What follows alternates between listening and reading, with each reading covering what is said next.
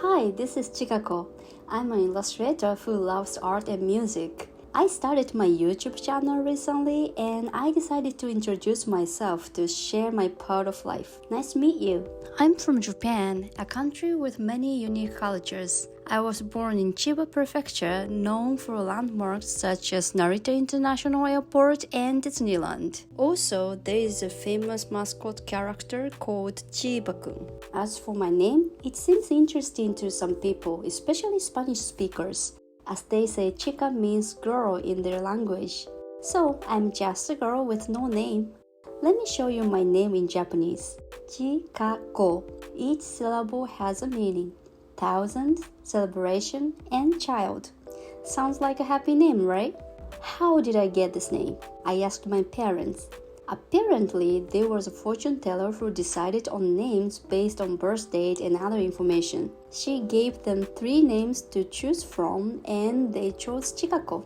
My most memorable aspect from my childhood is my appearance. I had curly hair. Very curly hair like this. You don't often see Japanese people with such curly hair. I have a sister who is 1 year younger than me, and she has very straight, beautiful black hair. At that time, I never doubted it, but it would later become a significant part of my life.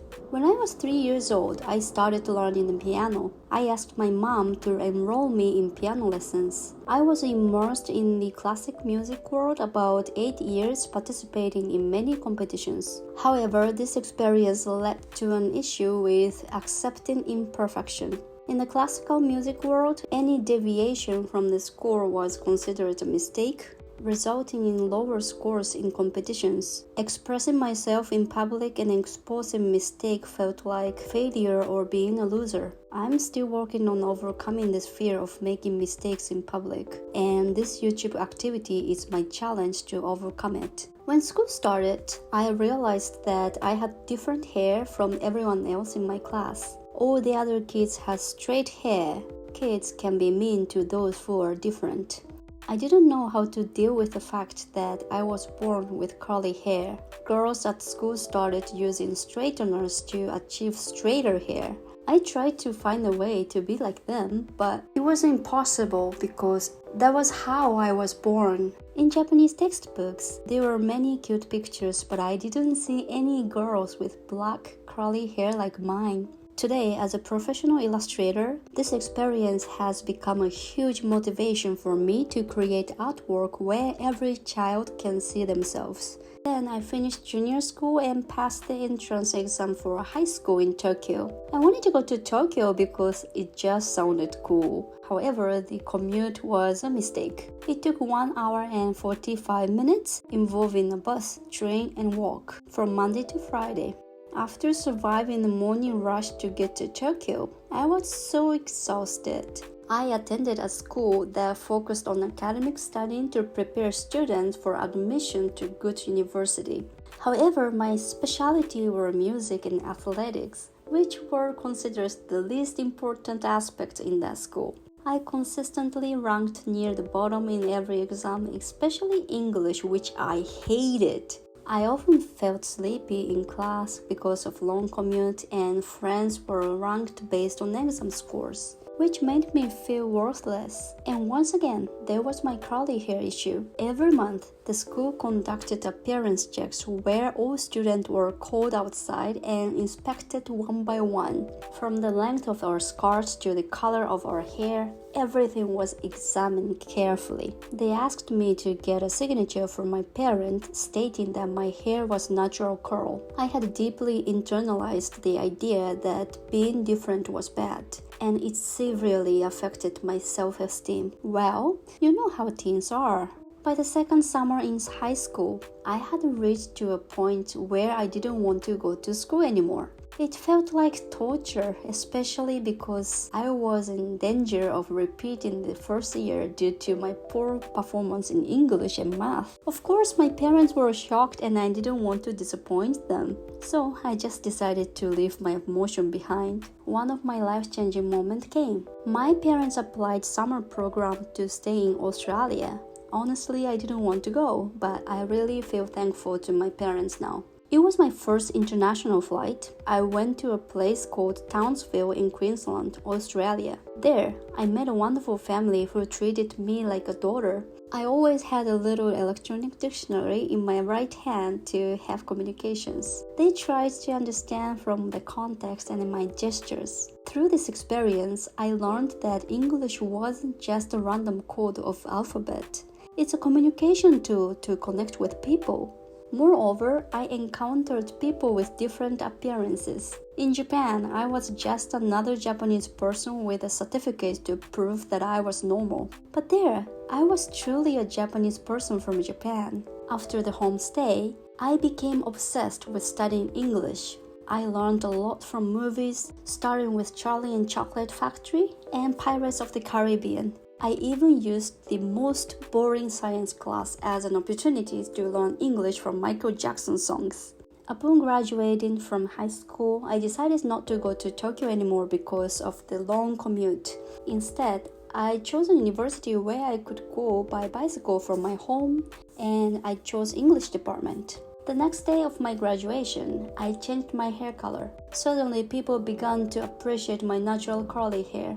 At university, I was amazed to find many proficient English speakers. I struggled with doing presentation in English due to my past experience in classical music, where any mistakes during performances was unacceptable. I felt frozen and didn't know how to express myself properly in a different language. Then, in my second year at university, I met someone from Indonesia. Indonesian is such an interesting language, and I found the sounds of it very cute. The teacher in the class was also quite funny and skilled at teaching.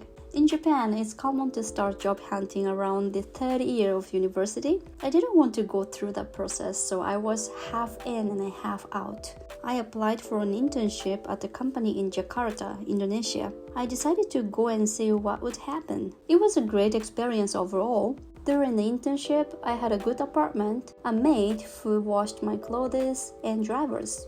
However, I had moments of loneliness. My Indonesian language skills were not sufficient for a business situation. While my English was better, I didn't see many opportunities to use it. At that moment, it made sense to return to Japan and build working experience using my fluent language. So, I came back and began job hunting. I passed an interview at a human resources company, and they certainly asked me to go to Tochigi Prefecture for a month-long internship. I had to pack up my thing from my parents' place and go there with complicated feeling. After a month, headquarters gave me an order to go to Gunma, which is next to Tochigi. There is a famous mountain with giant Buddha statue. That marked the beginning of a difficult period. It was my first experience with over 100 hours of overtime. I still remember my senior's word. After 6 p.m. is the real working time. To clarify, my working hours were 9 a.m. to 6 p.m. After a few months, my boss called me to discuss my performance. Although I was receiving more than anyone else because I was hired as a new graduate, my performance was not enough compared to others in the office. Then he scolded me, saying, "Don't underestimate the job." He told me that if I wanted to be liked by someone, I should show my gratitude. He suggested coming to the office earlier than anyone else, using the vacuum cleaner, appreciating the office environment, and cleaning everyone's desks. At the time, I didn't know what was right because it was my first few months after school. Another day, he handed me a document written in English and asked me to translate it. It was a complicated contract that I had no idea how to translate. My confidence in English was shattered at the same time. One day, I called my mom and cried a lot. Then she told me to come back home. The next day, I quit the job. I left Gunma with bitter memories. I spent a few months doing nothing. Ironically, I had a lot of money from the overtime. I bought random things without thinking.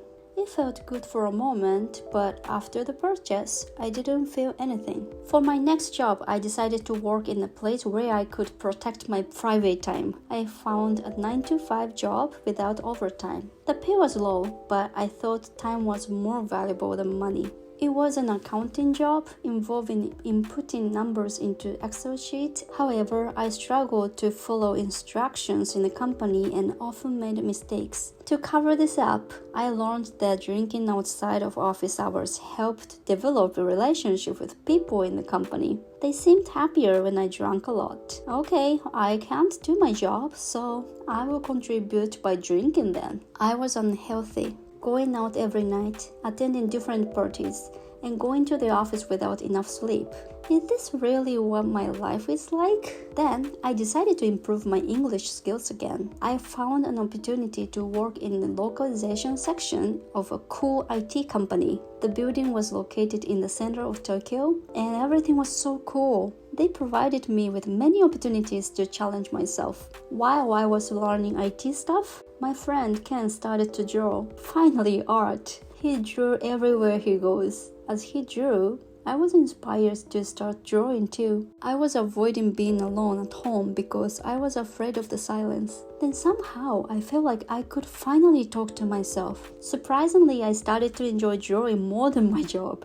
At this time, I met a very interesting person I had never met before. He was a Brazilian with half Japanese blood from his father and even curlier hair than mine. Little spoiler, he became my husband years later. I had a big skill gap compared to everyone else in the company. My surroundings were filled with people with years of experience from Apple, Microsoft, and more. I was hired as a contractor to handle a very small part of their tasks. I started to fail and fail. One day, I quit. After I quit my job, I didn't know what to do next. I was 27 years old. If I joined a new company, I'd probably quit again.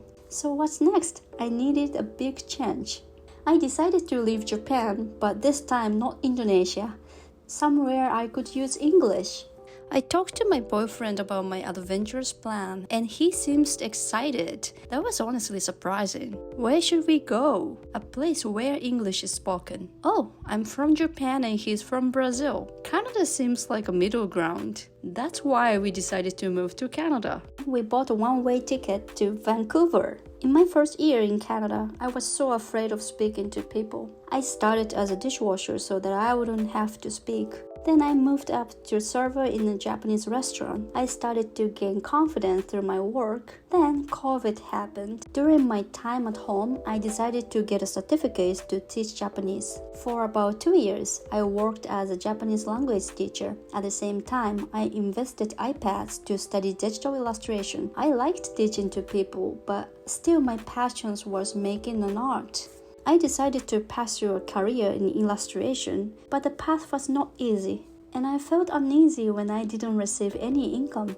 I went back to a full-time job out of fear.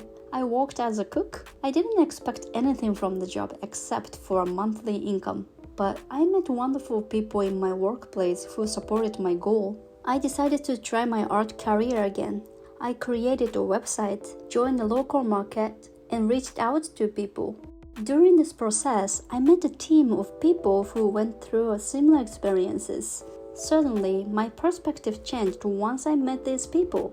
Now I feel like I've started to see something. From now, you're seeing what I'm doing. I'm still trying to establish stability, and during this phase, I'm sharing my experiences on this YouTube channel. There have been many downs in my life, and when it's just me, I easily fall into a trap. But every time it happens, there is always someone who gives me a hand so that I can walk again. I believe it's not just me. People need people. I may have never met you in person, but I want to be out there saying that you are not alone. If you've stuck with me until the end of this video, I will send you a big hug and thank you so much for listening to my story. I'm a bit afraid that I have exposed so much of my past, but I'm happy to hear your thoughts. Alright, that was me. See you in the next video. Bye bye.